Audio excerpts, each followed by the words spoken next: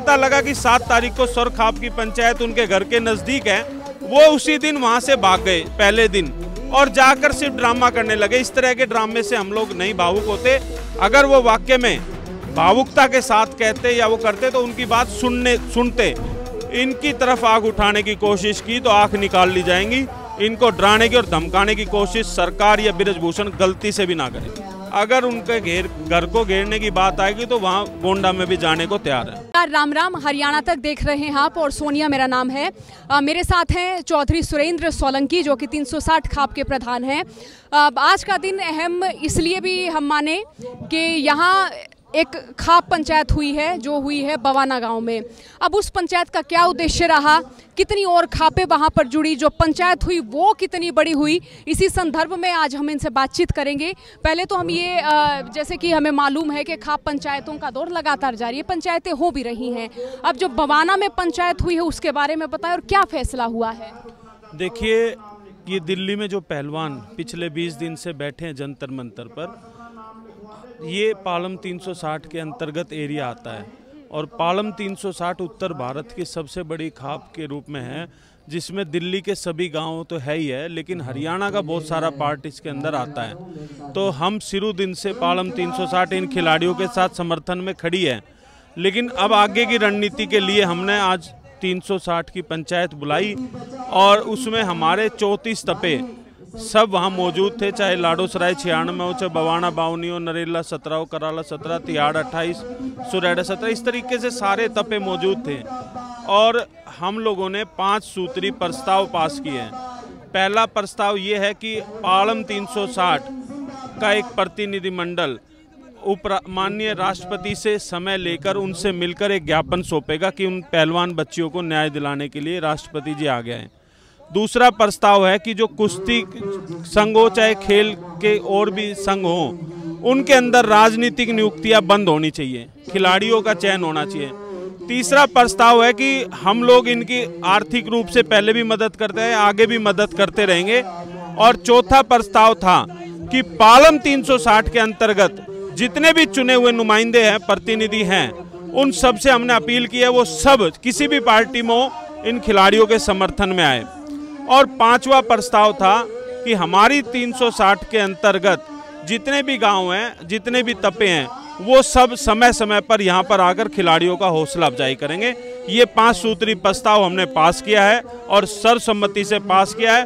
और आपको जानकर मैं बता दूं कि इस 360 के अंतर्गत ये ना किसी जाति ना किसी धर्म की है, इसमें 36 बिरादरी और सभी धर्मों के लोग रहते हैं। और आज सब लोग हमारे, चाहे तिहाड़ 28 के प्रधान गुजर हों, चाहे सुरेडा 17 के प्रधान यादव हो, चाहे समयपुर बादली के प्रधान यादव हो, चाहे बुराड़ी के त्यागी हो, मतलब तकरीबन सभी समाज के लोग वहाँ थे। और सबने सर्वसम्मति से फैसला किया कि इन बच्चियों का जब तक न्याय नहीं मिल जाता हम लोग इनके साथ मजबूती से खड़े रहेंगे। और 21 तारीख को जो पंचायत होगी वो होगी महम में, तो महम क्यों चुना गया? देखिए, क्योंकि ऑलरेडी उससे पहले महम की पंचायत ने एक फैसला ले चुकी थी और इसीलिए हमने ये फैसला किया सबने मिलके कि भाई ठीक है, हम सब आपस में इस मुद्दे पर कोई कंट्रोवर्सी नहीं चाहते, सब मिलकर, कोई छोटा बड़ा नहीं है, सब मिलकर इन बच्चियों को न्याय दिलाने के लिए काम करेंगे। जैसे हम देख रहे हैं रोज खापों से जुड़े लोग आ रहे हैं, पंचायतों से जुड़े लोग आ रहे हैं, अब संख्या तो हम देख रहे हैं कि बढ़ नहीं रही है। देखिए, संख्या की उस दिन ये बात तय होगी थी और उससे पहले भी हमारी एक रणनीति के तहत ये कार्यक्रम है कि हमें यहाँ संख्या नहीं बढ़ानी, अभी हमें शांतिपूर्ण ये प्रदर्शन करना है और इसका नेतृत्व खिलाड़ी ही करेंगे। खाप पंचायतें, किसान संगठन उसको समर्थन करेंगे।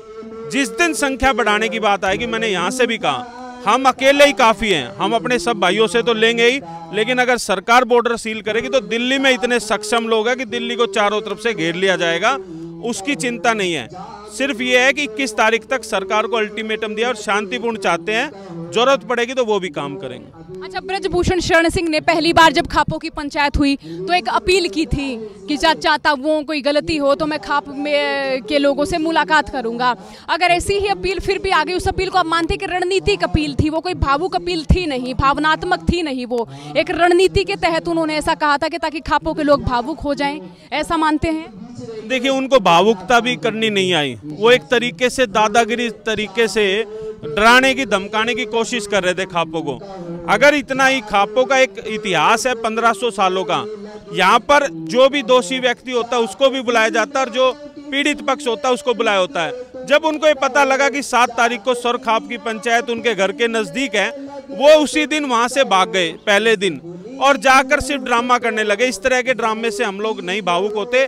अगर वो वाक्य में भावुकता के साथ कहते या वो करते तो उनकी बात सुनते, लेकिन वो सिर्फ और सिर्फ दिखावा कर रहे हैं और कहीं ना कहीं सरकार को दबाव में लेने की कोशिश कर रहे हैं और इन बच्चियों को दबाने की कोशिश कर रहे हैं। लेकिन मैंने पहले भी कहा था, शुरू दिन से कह रहा हूँ, इनकी तरफ आग उठाने की कोशिश की तो आंख निकाल ली जाएंगी।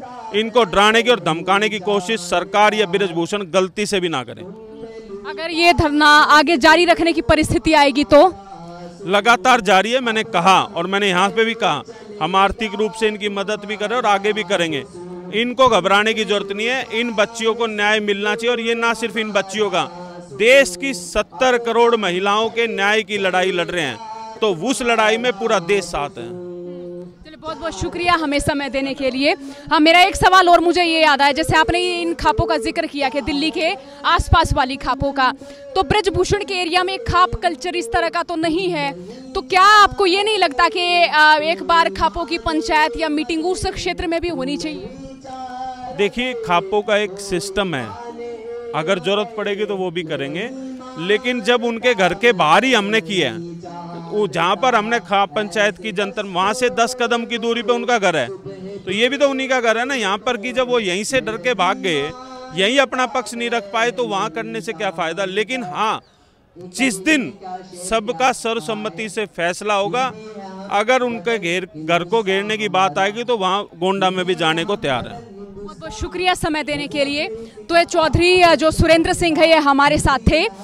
इन्होंने बातचीत के जरिए ये बताया है कि खापें लगातार इन पहलवानों के समर्थन में रहेंगी और अगर धरना लगातार जारी रखने की जो है समय आता है, ऐसी रणनीति भी आती है, तो उससे भी पीछे नहीं हटेंगे। जो तमाम अपडेट्स जंतर मंतर से हमें मिलती रहेंगी, आप लोगों तक पहुंचाते रहेंगे। हरियाणा तक के साथ जुड़े रहिएगा। राम राम।